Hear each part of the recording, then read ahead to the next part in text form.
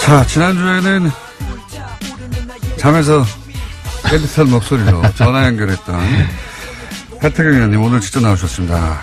예, 반갑습니다. 하태경입니다. 뭐부터 시작하겠습니까? 왜 말을 더듬으시고 뭐부터 시작하겠습니까? 예. 안희정 이제 전 충남지사라고 해야 되겠네요. 예, 여기 대해서 정치권에 던진 파장이 엄청나기 때문에 예. 굉장히 충격적입니다. 사실 누구에게나 예, 이게 이제 저도 지금 정치 시작한 지 6년째인데요. 노래방도 못 갑니다. 여직원들하고. 그리고 동네에서도 유권자들이 솔직히 설명이 잘 안 됩니다. 자, 이게 정치권에 미칠 파장을 어떻게 보십니까? 가늠이 안 됩니다. 이게 지금은 솔직히 정치적 여파보다는 안 지사 개인에 대한 좀 이해 불가능? 도저히 저는 정말 이해가 안 됩니다. 그래서 저는 솔직히 저건 거의 병적 수준 아니냐. 뭐 이 정도가 아니면은 자기 관리를 작년 대선 이후에 안 지사 인기가 굉장히 높았거든요. 실제로 좌우, 진보, 보수를 다 아우를 수 있는 정말 몇 안 되는 우리 대한민국을 이끌어 나가야 될 어떤 정치인이 됐는데 그 주변에 있는 사람들이 그걸 제대로 지키지 않았다는 것도 큰 문제고요. 저도 요즘 솔직히 이건 뭐 주변에서 지킬 수 있는 문제는 아니긴 합니다. 잔소리를 많이 두드려 펴서라도 잡아야죠. 그러니까 사실 제 보좌관들도 네. 제가 사실 뉴스공장 나와서 보면 한 번씩 이야기를 좀 너무 편하게 할 때 요즘 잔소리 많이 듣거든요. 굉장히 조심하라 그러고. 문자 폭탄 터질 때요? 꼭 그러니까 정치적 발언 말고 약간 이게 아니다 하더라도 윤리적으로 이런 네. 발언들 같은 경우에는 특히 이런 미투나 이런 여성 문제 관련해서는 굉장히 발언 신중해라. 아예 그냥 입을 닫아라 할 정도로 네. 잔소리를 많이 듣는데 근데 바로 수행 비서면은 주변 사람들 알아요. 좀 모를 수가 없어요. 그 주변 사람 뭐 했냐는 거지. 주변 사람들 중에 아는 사람도 있었던 걸로 지금 어제 인터뷰가 나온 거죠. 네. 그렇죠. 저 정도면 모를 수가 없어요. 또 여성이 누구한테 또 고백을 했다는 거 아닙니까? 그렇게 되면 근데 최근까지 그랬다는 거 아니에요. 솔직히 저는 안 지사 이해 불가능입니다. 그 정도 코멘트가 전부인가? 솔직히 그렇습니다. 저는 현역 정치인들 중에 저렇게 아무튼 간이 크거나 저는 못합니다. 저런 간 큰 너무 저거는 상상을 초월하는 일입니다. 이게 지방선거에 미칠 영향을 어떻게 보십니까? 거기까지 솔직히 생각이 안 되고 이건 이제 사실 안 지사 사실 정치 생명이 끝난 거 아니겠습니까? 그건 정치적 생명은 끝났죠. 예. 끝난 거 아니겠습니까? 뭐 앞으로 이게 이제 과거 사건하고는 다른 것은 기본적으로 이게 성폭력으로 특정했기 때문에 그렇죠. 지금 사법적인 형사 사건이고 형사 사건이 되는 거죠. 지금 옛날에 이제 안 지사가 학생 운동해서 감옥 가고 그다음에 정치 자금 문제로 그리고 이 문제는 본질적으로 다른 문제이기 때문에 아마도 이거는 이제 민사적으로나 형사적으로 다툼이 있겠지만 그건 이제 자연인 안희정의 다툼이죠. 정치인 안희정으로서는 사실상 어제 사망 선고가 내려졌다. 근데 아무튼 이 자리에서 제가 마지막으로 드리고 싶은 말씀은 미투 고백하시는 분들 저는 그분들 정말 힘내라고 응원하고 싶고 이번에 혁명해야 됩니다. 사실 87년에는 87년 6월 항쟁이 있고 노동자 대투쟁이 있었는데 이번에는 촛불 혁명이 있고 일종의 이제 미투 같이 권력을 이용해서 여성들을 폭력을 행사하는 이 부분에 대한 근본적인 변화가 있는 거거든요. 그래서 이번 기회에 대한민국이 정말 선진국이 되는 이 운동이다, 이 운동이. 그래서 여성분들, 힘내시고, 우리 사회 바꾸는, 우리 사회를 정말 앞으로 전진시키는 위대한 역할을 하고 있다고 생각을 하고요. 예, 응원을 보냅니다. 자, 여기까지 이외에는 더 이상 사실 지방선거까지 얘기하기에는 뭐 가름이 안 되시는 거죠. 예, 그 다음에는 이제 그런 얘기가 나오겠죠. 김정은 이야기 하시죠. 예, 예. 그런 얘기 앞으로 나올 텐데 여기서 그 뉴스 자체로 보자면 이제 사실 대북 특사단이 어제 평양을 방문해서 김정은 권력이 시작된 이래 처음으로 남쪽 인사를 만났다.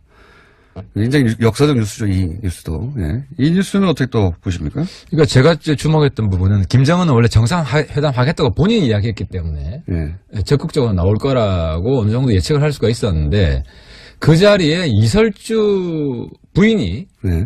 동석했다는 거거든요. 이게 그러니까 처음 만났고 바로 만났고 동석도 했고. 그렇죠. 이게 왜 특히 중요하냐면은 김정일 시대에는 어떤 공식 만남에서 퍼스트 레이디를 같이 온 적이 한 번도 없습니다. 그것도 그렇고요. 예. 그러니까 북한도 신세대 정치가 등장한 것이기도 합니다. 그러니까 신세대 정치이면서 동시에 정상국가, 정상적인 국가에는 퍼스트 레이디가 있잖아요. 예. 그러니까 이설주를 퍼스트 레이디로 김정일 시대는 사실 퍼스트 레이디는 없었어요. 김정일의 와이프는 있었지만. 예. 근데 김정은은 어쨌든 정상적인 국가로 국제사회에 대비하겠다. 그리고 자기도 다른 나라의 지도자처럼 외교 무대에 대비하겠다라고 이번에 공식 선언한 거죠. 그리고 한국을 상대로 처음 데뷔를 한 것이고, 그래서 이거는 앞으로 남북 관계가 장기적으로 보면 이제 단기적으로는 핵 문제 때문에 굉장히 큰 어려움을 겪겠지만 장기적으로는 남북 관계도 이제 냉전 시대의 그런 비정상적인 관계는 넘어선다. 새로운 단계로 간다. 그런 큰 의미가 있는 것 같습니다. 그런 메시지도 분명히 있고요. 기본적으로 자신감도 있는 것 같고요. 예. 자신감이 있죠. 지금 집권한 지 공식적으로 한 7, 8년 됐는데 네. 그 준비 기간이 또 한 2, 3년 있습니다. 네. 그러니까 거의 집권 10년 차예요. 그래서 나이는 사실 굉장히 어리죠. 한 82년생이면 지금 네. 30대 중반, 37이죠. 한국 나이로. 37인데 뭐 집권 10년 차니까 굉장히 노련한 정치인이라고 봐야죠. 전 세계적으로 따져서 이제 마크론 대통령이 40대 초반이라고. 예.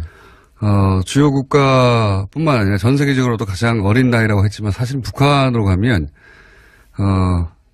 김정은이 있습니다. 예. 훨씬 더 어린 나이에 사실은 북한 전체 물론 이게 특수한 세습이긴 하나 예.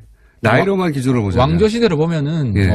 젊을 때 와서 통치를 그나마 잘하고 있는 북한 입장에서는 우리나라 또 오해하시면 안 됩니다. 우리나라 입장에서는 이제 핵 문제가 있지만 북한 내부 입장에서는 김정일 시대보다 훨씬 경제도 좋아지고 또 북한 입장에서는 어쨌든 핵무기를 보유해서 성과를 낸 그런 지도자라고 볼 수 있죠. 실제 그 탈북자들 이야기나 또는 북한 전문가들 이야기 들어보면 김정은 위원장이 북한에서 인기가 있다고 해요.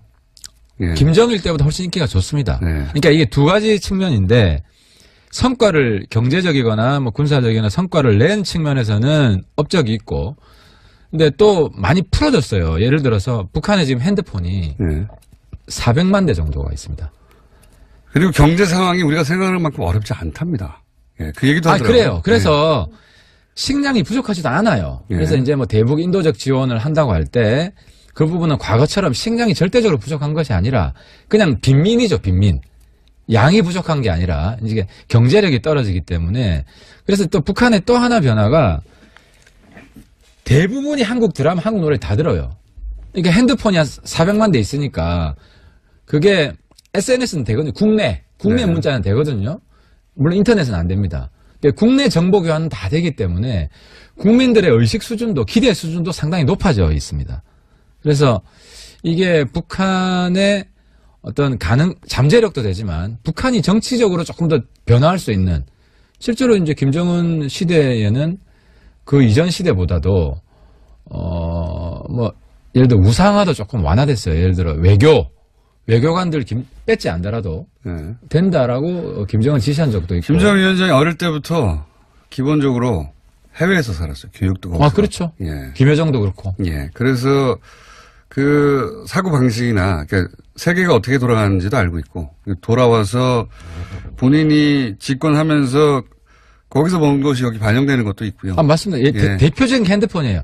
핸드폰 없는 나라는 비정상이라고 본인이 생각했기 때문에 김정일 시대와는 완전히 다르게 허용을 한 거죠. 지금 이런 이제 평가나 분석들이 자유한국당과 바른미래당이 다른 지점이다. 아, 이건 다르죠. 다른 지점이라고 지금 말씀하실 수 있는 뭐가 다르냐면 대목이긴 한데 대표적인 게 이제 제가 어제 아침에도 비판을 했는데 그러면 어떻게 다른지 좀 설명해 주십시오. 예를 들어 이런 겁니다. 네. 특사단이 구성돼서 북한에 올라가잖아요. 네. 비핵화 문제를 꺼낼 거지만 어려운 상대죠. 네.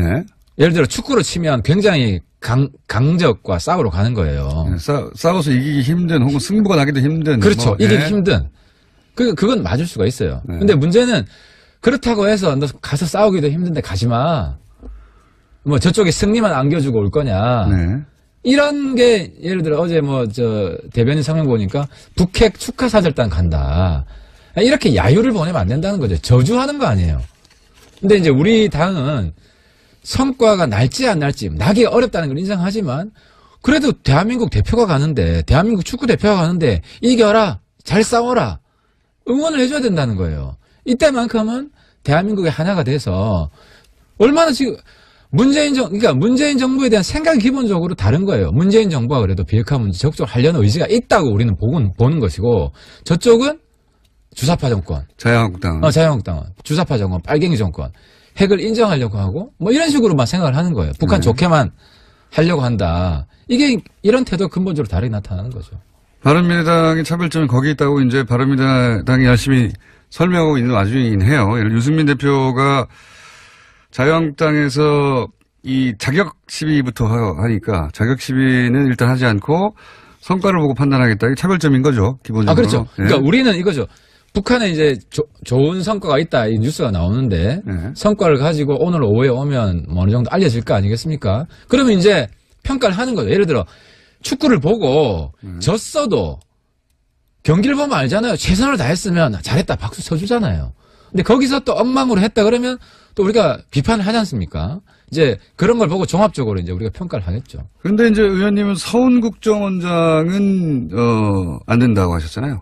안 된다고 했습니다. 예. 근데 이제 그나마 평가를 하는 거는 신경을 좀 쓴 것 같다. 안 된다고 하니까 단장으로는 사실 서훈 국정원장이 제일 잘 압니다. 북한을.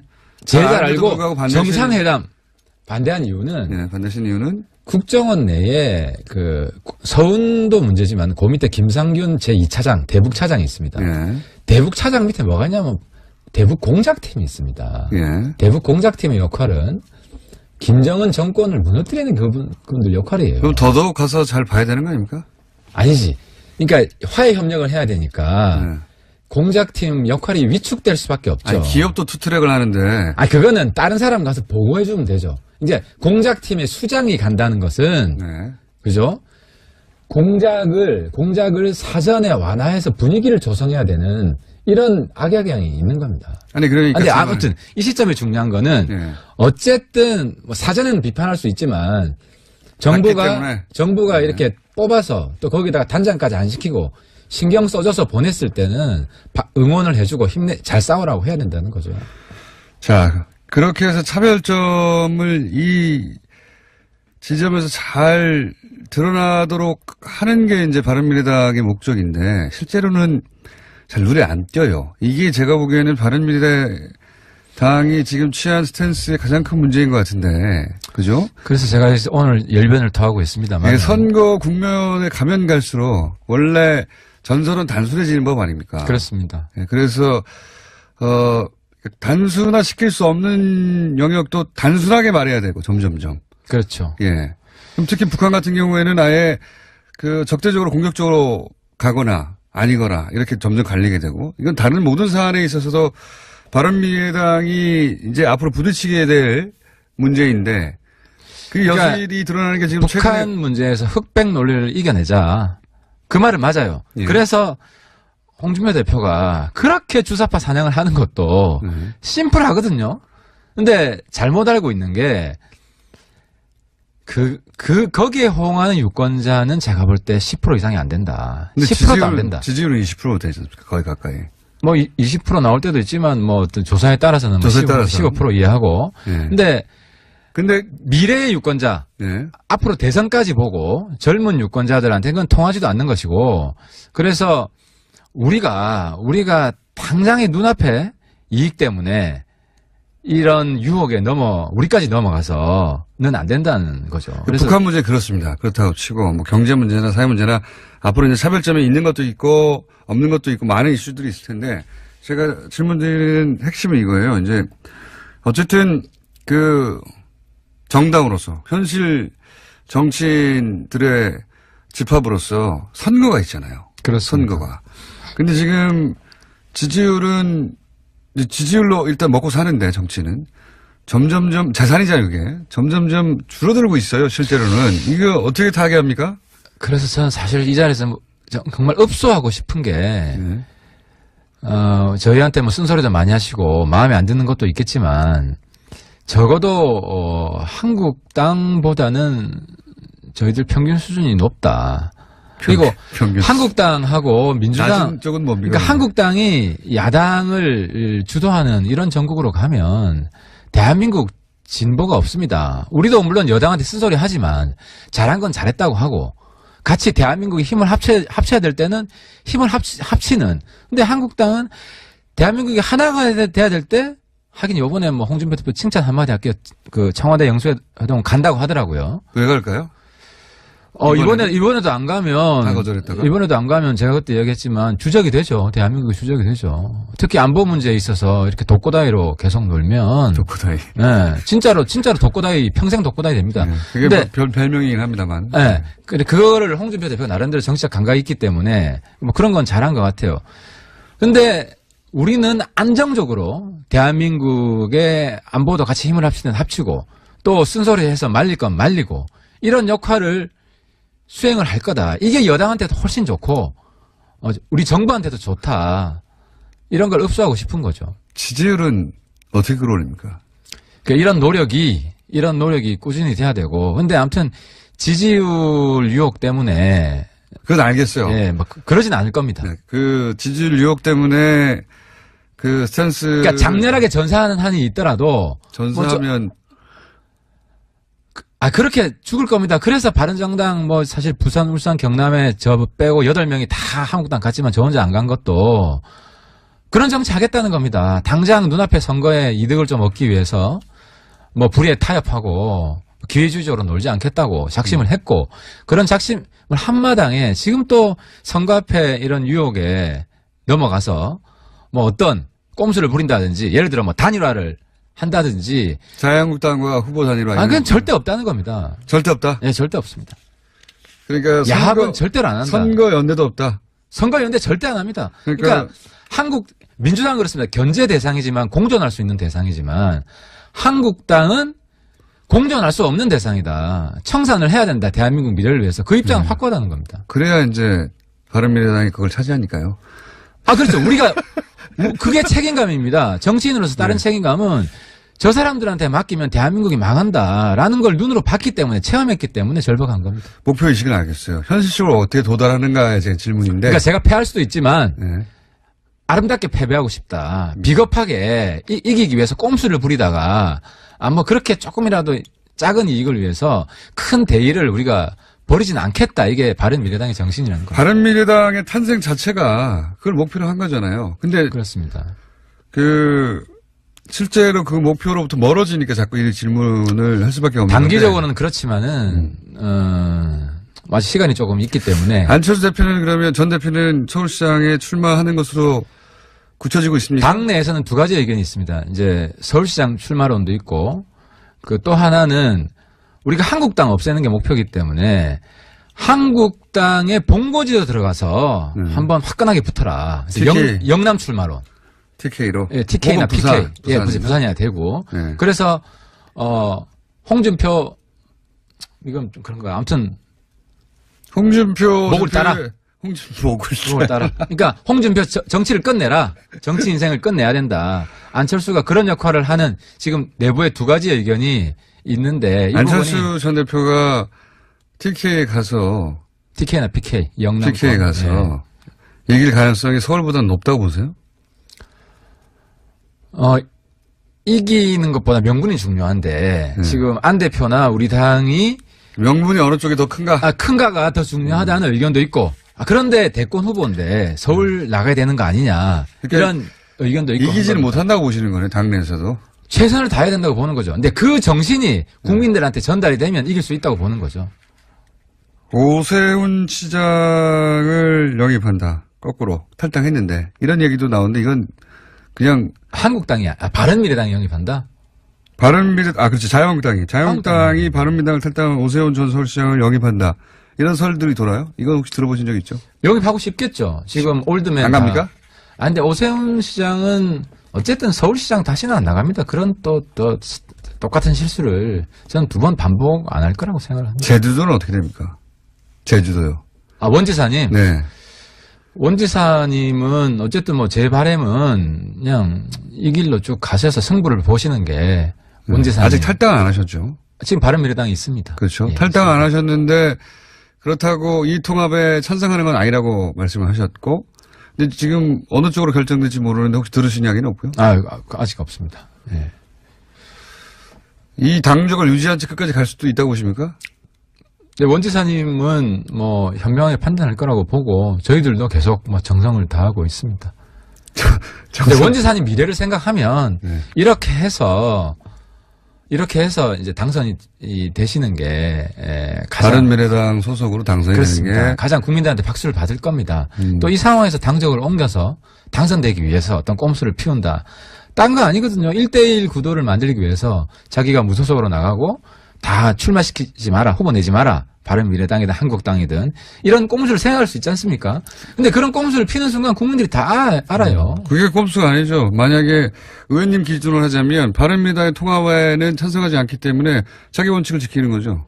그러니까 무소속으로 나가면 우리가 후보를 안 낼 수가 없다는 걸 원지사님도 잘 아실 겁니다. 그러니까 제 말은 꼼수는 아니라는 겁니다. 원희룡 지사가 이 통합에는 반대한다고 말은 했으니 불리하더라도 원칙대로 하면 최소한 탈당을 해야 되는 건데. 통합에 반대는 아니고 통합에 진행되고 있는 게 자기 마음에 썩 들진 않는다. 이런 표현을 썼는데 저도 지금 당내 상황이 썩 마음에 들지는 않습니다만은 이게 주체적인 의식을 가져야죠. 자, 이슈들이 많으니까 지난주는 짧게 넘어가가지고 이제 짧게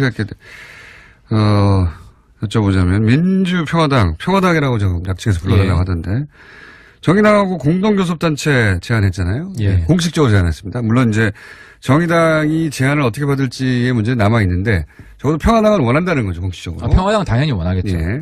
평화당은 처음에는 반대하는 분들이 내부적으로 있었는데 지금은 이제 공식적으로 제안했는데 정의당이, 물론 정의당이 결정한 일입니다. 많은 정치는 다 다른다는 논평도 하니까. 받아들여야 된다고 보십니까? 아니면. 정의당이, 제 옆자리에 쭉 앉아가지고 국회에서 이야기를 참 많이 했습니다. 그리고 이정미 대표 같은 상임위에 있어서 또 여러 자리에서 이야기를 많이 했고. 제가 정의당 분들한테 사실 같은 운동권 출신이기 때문에 순결주의를 좀 깨라. 하라고 그렇죠. 그러니까 제가 이제 그분들한테 권했던 거는 오래전부터 권했던 거는 민주당하고 차라리 합당을 해라. 정의당에게? 정의당에게. 그거는 정의당을 모욕하는. 모욕하는 게 아니고요. 민주당 내에도 정의당하고 똑같은 색깔의 분들이 꽤 있습니다. 아니, 색깔이 비슷한 부분도 있죠. 다른 부분도 그러니까 있고. 민주당 자체가 안에서도 좌우 내부에 그거는 바른미래당한테 자유한국당 빨리 통합하지 뭐하냐고. 그건 다르죠. 이건 한국당은 한국당은 역사적으로 이제 없어져야 될 대상이고 이 민주당은 사실 정의당이 지금도 공동 여당이거든요. 내용적으로. 이런 상황에서. 비판할 때도 있죠. 후보들에 대해서. 그건 안에서 비판해도 된다는 거죠. 그러니까 민주당 안에 들어가서 어떤 정의당 블록을 형성해서 정의당이 저렇게 있으니까 노회찬 심상정만 국회의원 되고 다른 사람은 계속 총알바지만 하고 있는 거 아니에요. 그러니까 정의당 전체적으로 크기 위해서는. 그렇게 현실론을 얘기하면서 바른미래당은 자유한국당하고 안 합쳐요, 왜. 그러니까 제 말은. 민주당과 한국당은 적폐에서 없어져야 될 대상이고 민주당은 성격이 다르죠. 알겠습니다. 알겠는데. 그래서 민평당과 교섭단체를 할 거면 차라리 민주당과 합당을 하는 게 이게 대로를 가는 것이다. 대도무문을 가는 것이고. 그건 정의당 국회의원이나 정의당의 당원들에게 당분간은 근처에 안 가시는 게 좋겠어요. 아니, 저는 정의당 안에도, 한번 얻어받으시고. 안에도, 그러니까 과거로 치면은, 네. 운동권 안에 약간 독자파가 있고 연대파. 네. 옛날 전문 용어로 하면 독자파는 주로 PD 계열이고, 연대를 잘하는 사람이 NL 계열인데. 그건 뭐, 이름은 다르지만, 어느 정당에는 있죠. 그러니까 자강파와 연대파가 예, 있으면 정의당 비둘기와 내에 매파도 있고 언제나. 연대파가 많이 들어갔죠. 그래서 정의당 내에서도 제 이야기에 공감하시는 분들이 꽤 될 거라고 생각합니다. 공동교섭단체는 당이 정체성을 유지하면서 경우에 따라 같이 뭐 투표 임할 수도 있고 또는 뭐 전설을 세울 수도 있고 또 다른 경우에는 분명히 달리 할 수도 저는 있는 정의당 보고 예. 민주당과 합당이 뭐 불만이 있으면은 그거라도 하라고 하고 싶어요. 그러니까 제가 정의당이면 합니다. 그렇게 해서 교섭단체로 더 커져야. 근데 이제 문제는 지금 시기가 원내 일이 별로 없다는 거예요. 그래서 더더욱이 고민이 될 겁니다. 제 말은 그래서 더더욱이 이럴 때 해둬야 되는 게 아니냐 한다면 아니 지방선거 이후에는 원내 일이 이게 선거연대를 합의하는 게 아니고 네. 교섭단체잖아요. 그러니까요. 그러니까 정의당 입장에서는 이게 선거에 도움이 되느냐 안 되느냐를 판단을 할 텐데 민평당과 교섭단체가 저는 선거에는 도움이 안 될 거라고 생각합니다. 하지만 선거로 생각하지 말라면서요. 아니 정의당 입장에서 당장의 선거니까 그러니까 교섭단체는 선거 이후에 해도 늦지 않다. 지금 뭐 원내 국회 일이 거의 끝난 상태이기 때문에. 자, 오늘 많은 사안들을 거론했어요. 많은 사안들. 그중에서 몇몇 사안은 당사자들이 와서 박치기 할 수도 있습니다. 저는 이 부분 실제로 논쟁을 합니다. 술자리에서 논쟁을 하고 정의당 분들하고. 예. 자, 이것이 바른미래당, 지난주를 대충 건너뛰었던, 그래서 2주를 몰아서, 최근의 이슈에 대해서, 논평한 하태경 최고위원의 의견이었습니다. 다 하셨죠? 네, 다 했습니다. 예. 네. 아무튼 마음이 무겁습니다. 안지 사건 때문에 무겁고 정치인들이 어쨌든 미투 절대적으로 응원하고 연대하는 위드유 운동이라고 그러죠. 아무튼 저희들도 최선을 다하겠습니다. 하태경 최고위원이었습니다. 예, 감이 높았거든요. 실제로 좌우, 진보, 보수를 다 아우를 수 있는 정말 몇 안 되는 우리 대한민국을 이끌어 나가야 될 어떤 정치인이 됐는데 그 주변에 있는 사람들이 그걸 제대로 지키지 않았다는 것도 큰 문제고요. 저도 요즘 솔직히 이건 뭐 주변에서 지킬 수 있는 문제는 아니긴 합니다. 잔소리를 많이 두드려 펴서라도 잡아야죠. 그러니까 사실 제 보좌관들도 네. 제가 사실 뉴스공장 나와서 보면 한 번씩 이야기를 좀 너무 편하게 할 때 요즘 잔소리 많이 듣거든요. 굉장히 조심하라 그러고. 문자 폭탄 터질 때요? 꼭 그러니까 정치적 발언 말고 약간 이 아니다 하더라도. 윤리적으로 이런 네. 발언들 같은 경우에는 특히 이런 미투나 이런 여성 문제 관련해서는 굉장히 발언 신중해라. 아예 그냥 입을 닫아라 할 정도로 네. 잔소리를 많이 듣는데 근데 바로 수행 비서면은 주변 사람들 알아요. 좀 모를 수가 없어요. 그 주변 사람 뭐 했냐는 거지. 주변 사람들 중에 아는 사람도 있었던 걸로 지금 어제 인터뷰가 나온 거죠. 네. 그렇죠. 저 정도면 모를 수가 없어요. 또 여성이 누구한테 또 고백을 했다는 거 아닙니까? 그렇게 되면 근데 최근까지 그랬다는 거 아니에요. 솔직히 저는 안지사 이해 불가능입니다. 그 정도 컴퓨터가 전문가? 그래서 이번 기회에 대한민국이 정말 선진국이 되는 이 운동이다, 이 운동이. 그래서 여성분들 힘내시고 우리 사회 바꾸는 우리 사회를 정말 앞으로 전진시키는 위대한 역할을 하고 있다고 생각을 하고요. 예, 응원을 보냅니다. 자, 여기까지 이외에는 더 이상 사실 지방선거까지 얘기하기에는 뭐 가름이 안 되시는 거죠. 예, 그 다음에는 이제 그런 얘기가 나오겠죠. 김정은 이야기 하시죠. 예, 예. 그런 얘기 앞으로 나올 텐데 여기서 그 뉴스 자체로 보자면 이제 사실 대북 특사단이 어제 평양을 방문해서 김정은 권력이 시작된 이래 처음으로 남쪽 인사를 만났다. 굉장히 역사적 뉴스죠, 이 뉴스도. 예. 이 뉴스는 어떻게 또 보십니까? 그러니까 제가 주목했던 부분은 김정은은 원래 정상회담 하겠다고 본인이 이야기했기 때문에 예. 적극적으로 나올 거라고 어느 정도 예측을 할 수가 있었는데 그 자리에 이설주 부인이 네. 동석했다는 거거든요. 이게 그러니까 처음 만났고 바로 만났고 동석도 했고. 그렇죠. 이게 네. 왜 특히 중요하냐면은 김정일 시대에는 어떤 공식 만남에서 퍼스트 레이디를 같이 온 적이 한 번도 없습니다. 그것도 그렇고요. 예. 그러니까 북한도 신세대 정치가 등장한 것이기도 합니다. 그러니까 신세대 정치이면서 동시에 네. 정상국가, 정상적인 국가에는 퍼스트 레이디가 있잖아요. 예. 그러니까 이설주를 퍼스트 레이디로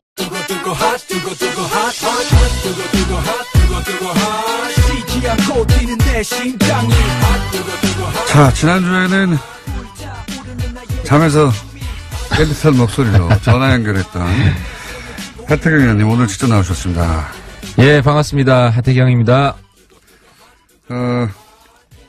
뭐부터 시작하겠습니까?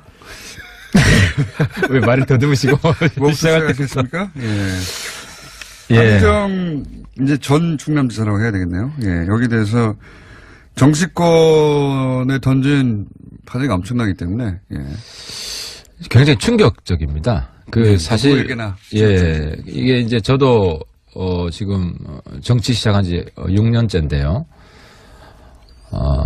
노래방도 못 갑니다. 여직원들하고. 그리고 동네에서도 유권자들이 솔직히 설명이 잘 안 됩니다. 자, 이게 정치권에 미칠 파장을 어떻게 보십니까? 가늠이 안 됩니다.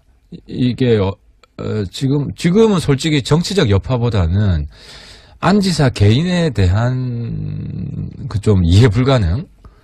도저히 저는 정말 이해가 안 됩니다. 그래서 저는 솔직히 저건 거의 병적 수준 아니냐. 뭐 이 정도가 아니면은 자기 관리를 작년 대선 이후에 안 지사 인기가 굉장히 김정일 시대는 사실 퍼스트 레이디는 없었어요. 김정일의 와이프는 있었지만. 네. 근데 김정은은 어쨌든 정상적인 국가로 국제사회에 대비하겠다.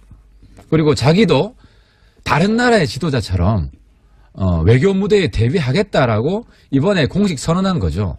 그리고 한국을 상대로 처음 데뷔를 한 것이고, 그래서 이거는 앞으로 남북 관계가 장기적으로 보면 이제 단기적으로는 핵 문제 때문에 굉장히 큰 어려움을 겪겠지만 장기적으로는 남북 관계도 이제 냉전 시대의 그런 비정상적인 관계는 넘어선다. 새로운 단계로 간다.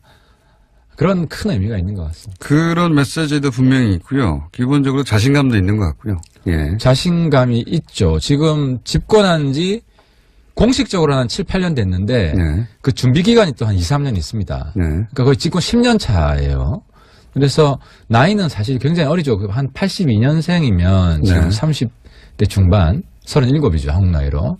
37인데 뭐 집권 10년 차니까 굉장히 노련한 정치인이라고 봐야죠. 전 세계적으로 따져서 이제 마크론 대통령이 40대 초반이라고 예. 주요 국가뿐만 아니라 전 세계적으로도 가장 어린 나이라고 했지만 사실 북한으로 가면 김정은이 있습니다. 예. 훨씬 더 어린 나이에 사실은 북한 전체 물론 이게 특수한 세습이긴 하나 예. 나이로만 기준으로 보자면 왕조 시대로 보면은 예. 젊을 때 와서 통치를 그나마 잘하고 있는 북한 입장에서는 우리나라 또 오해하시면 안 됩니다. 우리나라 입장에서는 이제 핵 문제가 있지만 솔직히 그렇습니다. 저는 현역 정치인들 중에 저렇게 아무튼 간이 크거나 저는 못합니다. 저런 간 큰 너무 저거는 상상을 초월하는 일입니다. 이게 지방선거에 미칠 영향을 어떻게 보십니까? 거기까지 솔직히 생각이 안 되고 이건 이제 사실 안 지사 사실 정치 생명이 끝난 거 아니겠습니까? 그건 정치적 생명은 끝났죠. 예. 끝난 거 아니겠습니까? 뭐 앞으로 이게 이제 과거 사건하고는 다른 것은 기본적으로 이게 성폭력으로 특정했기 때문에 그렇죠. 지금 사법적인 형사 사건이고 형사 사건이 되는 거죠. 지금 옛날에 이제 안 지사가 학생 운동해서 감옥 가고 그다음에 정치 자금 문제로 예. 그리고 이 문제는 본질적으로 다른 문제이기 때문에 아마도 이거는 이제 그 민사적으로나 형사적으로 다툼이 있겠지만 그건 이제 자연인 안희정의 다툼이죠. 정치인 안희정으로서는 사실상 어제 그렇습니다. 사망 선고가 내려졌다. 근데 아무튼 이 자리에서 제가 마지막으로 드리고 싶은 말씀은 미투 고백하시는 분들, 저는 그분들 정말 힘내라고 응원하고 싶고 이번에 혁명해야 됩니다. 사실 87년 6월 항쟁이 있고 노동자 대투쟁이 있었는데 이번엔 촛불 혁명이 있고 일종의 이제 미투 같이 권력을 이용해서 여성들을 폭력을 행사하는 이 부분에 대한 근본적인 변화가 있는 거거든요.